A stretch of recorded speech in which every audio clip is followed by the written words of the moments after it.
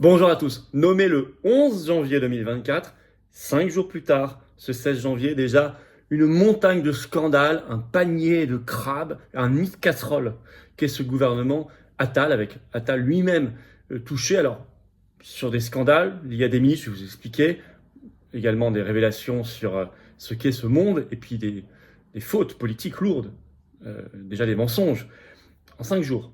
On est vraiment, si vous voulez, dans un système de déchéance. Ce qui montre que nous devons faire une véritable révolution par rapport à toute cette caste, crever l'abcès jusqu'au dernier macroniste. Hein. Et puis c'est le signe aussi de ce que devient un pays qui n'a plus de souveraineté. Évidemment, ce n'est pas qu'une question de personne. La question de personne, c'est presque un symptôme. Quand vous n'êtes plus qu'un protectorat, une colonie, parce que votre souveraineté est partie ailleurs, souveraineté intérieure, souveraineté extérieure, bien vous êtes en proie à toutes les mafias, à tous les clans, à tout le népotisme.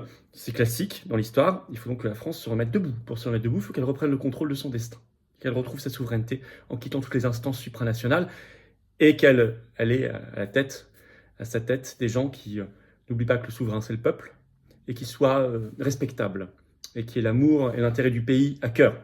J'y reviens dans un instant. En tout cas, je vais vous expliquer cette déchéance en 5 jours seulement du gouvernement Attal, ce nid de casserole. N'hésitez pas à partager cette vidéo. On verra ce 16 janvier au soir, pour ceux qui regarderont, hein, pas obligé, hein, la conférence de presse de Macron, ce qu'il aura à en répondre. Mais évidemment, n'hésitez pas à partager cette vidéo. Elle va éclairer, je crois, ouvrir les yeux de beaucoup de monde. N'hésitez pas pour ça également à vous abonner ou réabonner à cette chaîne YouTube en cliquant sur s'abonner en dessous. Ce petit clic en dessous, c'est un clic, c'est gratuit. Et c'est incroyable l'efficacité de s'abonner à la chaîne ou de se réabonner si YouTube vous a désabonné, à vous de vérifier. Et plus vous êtes abonné, plus les vidéos, en effet, sont recommandées automatiquement par YouTube. Et on va toucher de nouvelles personnes qui vont nous découvrir. Et on va créer de nouveaux résistants. Donc, grand merci à vous de prendre ce clic, de faire ce clic pour s'abonner à la chaîne et d'aider tout ce travail. Voilà, et d'aider la résistance. Par ailleurs, 2 rendez-vous. 2 réunions publiques dans le Tour de France de la Liberté. Je suis le mercredi 31 janvier à Voiron en Isère. Inscription sous la vidéo en description. C'est très important de s'inscrire, c'est pas obligatoire mais c'est très important. Et puis le jeudi 8 février, je suis dans l'Oise. Pareil, il y a un autre formulaire d'inscription. Et si vous souhaitez participer au blocage, ça a commencé fin janvier a priori, il y a des organisations paysannes françaises qui veulent y aller. Si vous êtes prêts à être avec eux, à être avec nous, dans les blocages de la France, faites-le nous savoir, il y a un formulaire sous la vidéo en description également là-dessus. Voilà, c'est parti. Alors, gouvernement Attal, un nid de casserole, et ça va vite. Hein. Ah, ça commence très mal pour le mini Macron qu'est Gabriel Attal, l'homme de Davos, le chouchou des euromondialistes.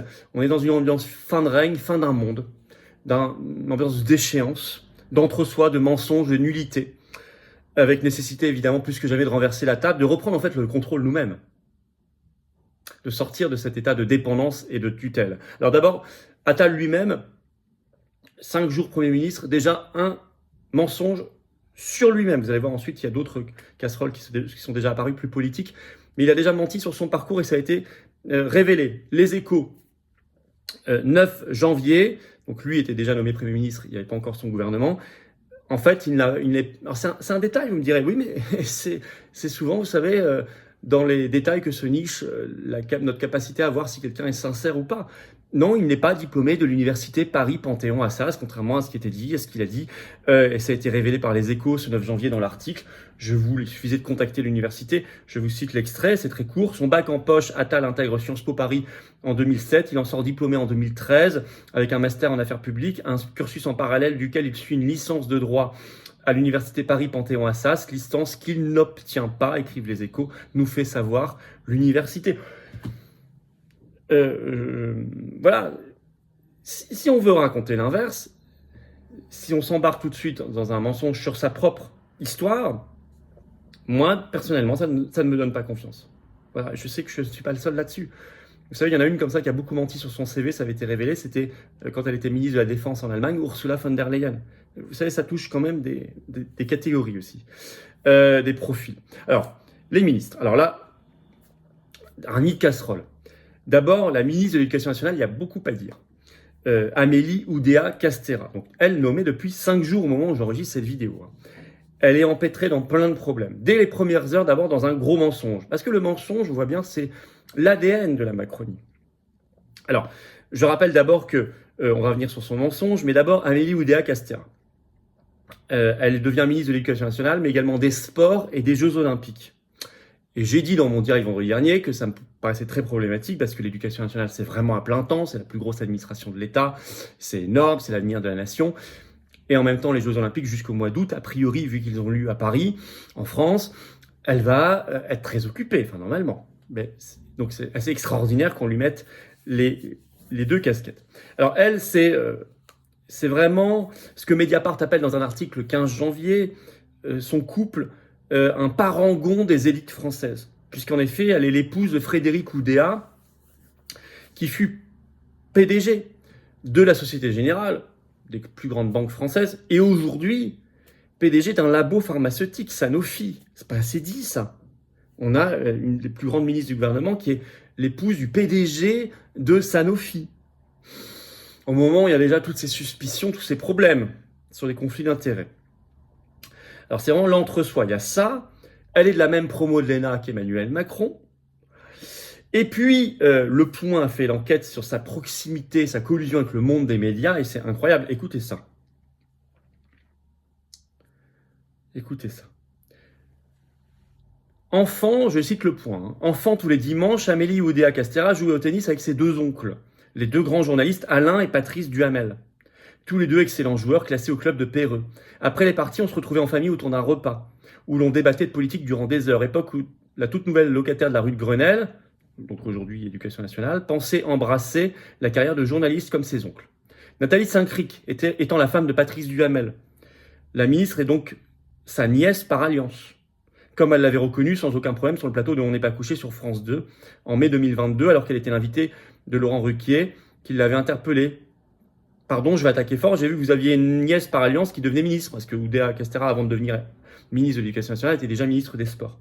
Une remarque à laquelle Saint-Cric avait répondu avec humour: par alliance, absolument. Amélie Oudéa-Castéra, vous pensez qu'il faut que je me retire? Autre membre de la famille, Benjamin Duhamel, journaliste politique très présent sur l'antenne de BFM TV. Fils de Nathalie Saint-Cric et de Patrice Duhamel, Benjamin Duhamel est donc le cousin germain de la ministre de l'Éducation nationale. Donc imaginez, si Benjamin Duhamel fait sur BFM une interview de la ministre de l'Éducation nationale, et donc il interrogera en fait sa cousine germaine, et si derrière c'est Alain Duhamel qui fait le décryptage, ce sera un autre membre de sa famille, ce sera son oncle qui fera le décryptage. Donc, enfin, non mais là, si vous voulez, c'est la fin de règne pour moi tout ça. Mais alors, son mensonge. Ce 16 janvier, là, elle est obligée de se rendre dans une école publique à Paris, l'école publique Littré, parce qu'elle l'a diffamée. Parce que le 12 janvier, elle était à côté de Attal. Elle avait justifié on lui a demandé pourquoi elle avait mis son fils dans le privé. Bon, ça, c'est son choix. Moi, ça, je ne juge pas. Bon, elle a mis son fils dans le privé. Mais par contre, la justification est un mensonge. C'est ça le problème. Elle avait dit, je cite, parce qu'il y avait des paquets d'heures pas sérieusement remplacés dans l'école publique où elle était, donc Littré. Or, le 14 janvier, Libération a enquêté. Libération révèle le mensonge. L'école n'avait pas du tout de problème de non-remplacement. C'est simplement que cette école avait refusé que son fils saute une classe comme elle l'avait demandé. Donc c'est la raison pour laquelle elle l'a retiré et l'a mis dans le privé. Voilà, donc si vous voulez, donc là, un peu pompier pyromane est obligé en urgence ce 16 janvier devant les caméras d'aller dans cette école publique en essayant de réparer un peu sa faute, etc. Pour moi, c'est des missions, évidemment.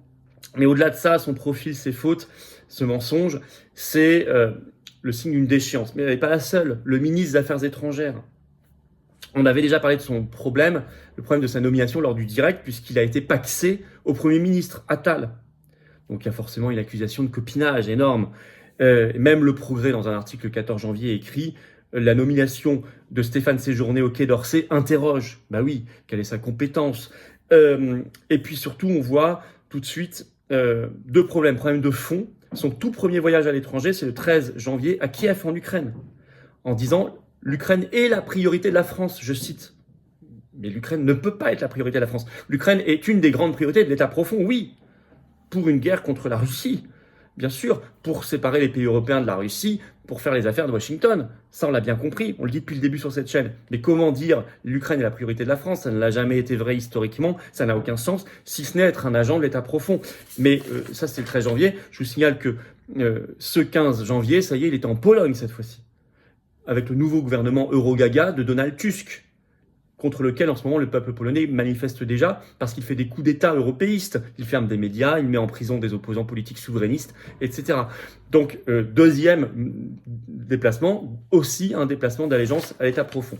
Donc, problème, vous voyez en 2 jours là. Autre problème, il n'a pas le niveau. Vous pouvez s'en douter, mais il ne maîtrise même pas la langue française. Ce qui est particulièrement gênant pour un ministre des Affaires étrangères censé représenter la France sur la scène mondiale. La dépêche le 15 janvier l'a noté, en prenant plusieurs fautes déjà dans ses discours, là en seulement quelques heures. C'est pas moi qui décidera, les droits fondamentaux, ce sera l'occasion de voir pour nous ce qu'ont besoin les Ukrainiens. Il y en a plein d'autres, il y a plein de séquences déjà, plein de passages. En fait, il n'y a vraiment pas une seule phrase où il ne fait pas de faute. Alors, qu'on fasse une faute de temps en temps, que ça vous échappe, que ce soit à l'oral ou à l'écrit, une coquille, bon, il faut faire attention je vais vous dire, à fortiori quand on est ministre au rang de ministre des Affaires étrangères. Je veux dire, tout le monde doit faire attention, particulièrement quand on est censé représenter le gouvernement français et la France. Et que ce soit à l'écrit ou à l'oral. On doit, de mon point de vue, être irréprochable. Mais je peux comprendre malgré tout que de temps en temps, une faute, une erreur, une coquille vous échappe. Ok, on n'en est pas du tout là. Là, c'est un non-maîtrise de la structure fondamentale de la langue française. Sa syntaxe, sa conjugaison, son orthographe à l'écrit. Donc, c'est à vous d'ailleurs, c'est à vous sur France 5 le 15 janvier, il a consacré une séquence entière, a passé beaucoup d'extraits. C'est édifiant. Là, j'ai été gentil en ne vous citant que 3 exemples, mais c'est édifiant. Ce sont de très grosses fautes. Mais voilà ce que c'est quand on recrute des gens, non pas par compétence, mais sur d'autres critères. Au-delà de cela, s'ajoute donc son tropisme pour l'État profond. Je vous ai parlé de Kiev et de la Pologne. Je rappelle qu'il fut auparavant président d'un groupe macroniste au Parlement européen et qu'il a voté il y a quelques semaines la dissolution de la France dans un État européen via le nouveau traité. Ça, c'est encore beaucoup plus problématique, son orientation sur le fond. Troisième ministre, Rachida Dati. Alors, on en a déjà parlé lors du direct vendredi dernier, mais on va détailler un petit peu plus. Sa mise en examen, quand même, elle a été mise en examen en juillet 2021. Pour 4 faits, je vous avais pas détaillé ça. Corruption passive, je m'en souvenais même plus que c'était 4 faits. Corruption passive, trafic d'influence passif, recel d'abus de pouvoir, recel d'abus de confiance pour des prestations de conseil auprès de Carlos Ghosn, qui était alors PDG de Renault-Nissan, 900 000 € d'honoraires hors taxes versés entre 2010 et 2012 à Rachida Dati. Bon. Au-delà du fait, on avait cité aussi toutes ces critiques acerbes contre la Macronie juste avant sa nomination dans un gouvernement macroniste. Enfin ça, je crois que ça dégoûte les Français de la politique et c'est normal. Alors par ailleurs, Attal lui-même comme Premier ministre, un premier gros mensonge, alors non plus sur son CV, mais cette fois sur le fond, sur la santé des Français. Il était en déplacement au CHU de Dijon le 13 janvier et il déclare qu'il va mettre, ça y est, 32 milliards d'euros supplémentaires pour l'hôpital. Tout de suite, ça a été jugé mensonger. 20 minutes a sorti un article le 15 janvier. Hôpital, Gabriel Attal annonce 32 milliards d'euros supplémentaires. En fait, c'est déjà fait, écrit le journal. Il est soupçonné, je cite, de tromperie par les soignants et par les syndicats hospitaliers. Je vais vous citer un extrait de cet article. Plusieurs syndicats ont dénoncé l'impression laissée par les propos de Gabriel Attal. Il n'y a aucune nouveauté, disent-ils. Il est d'ores et déjà admis que cette hausse programmée du budget de la santé sera insuffisante, la hausse naturelle des dépenses de santé étant supérieure. En fait, il parle de la hausse de l'ONDAM, l'objectif national des dépenses d'assurance maladie, qui en fait non pas une hausse de budget, c'est une hausse de prévision de dépenses de santé pour la nation française du fait du vieillissement de sa population. Donc ça n'a rien à voir avec le fait d'injecter 32 milliards supplémentaires dans le budget de l'hôpital. Au contraire, on l'a déjà vu ici, le précédent ministre Rousseau avait sucré 600 millions d'euros de budget, mais là du vrai budget. Critique notamment ce lundi, donc dans un communiqué, le syndicat d'anesthésistes SNPHARE. Et tous les syndicats ont critiqué tous les soignants.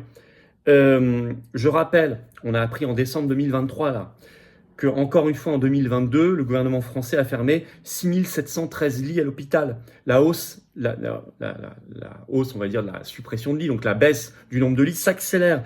On a supprimé 1,8% de lits en un an, alors que la moyenne entre 2013 et 2019, c'était moins 0,9% par an. Donc aujourd'hui, la hausse est ça va 2 fois plus vite. On supprime 2 fois plus vite des lits. C'est ce qu'ont révélé les Échos dans un article du 20 décembre 2023. Alors, vous savez, dans quelques jours seront nommés de nouveaux secrétaires d'État et ministres délégués qui vont compléter le gouvernement. il y aura aussi sûrement des choses qui vont sortir, des fautes politiques et des casseroles. Voilà, c'est la déchéance à tous les niveaux. On est dans une fin de règne, une fin de cycle. Il faut vider l'abcès jusqu'au dernier des macronistes, hein, il n'y a pas d'autre solution. Mais c'est aussi un signe de non-souveraineté, un symptôme de non-souveraineté. La France s'enfonce dans son statut de colonie, de protectorat et dégénère. Quelles sont les grandes valeurs, les socles qu'on doit mettre en avant? L'honnêteté et la probité, la compétence, le patriotisme et l'amour de la France. Ça, ce sont les qualités personnelles. Et le pays, la nation, doit retrouver sa souveraineté pour sortir, s'extraire de ce statut de colonie, de protectorat et reprendre de la hauteur. Seul moyen de sortir de ce nid de casserole. Donc sortir de toutes les instances supranationales, clairement, Union européenne, Schengen, CEDH, OTAN, OMS, Euro, etc. Tout va de pair, tout va ensemble.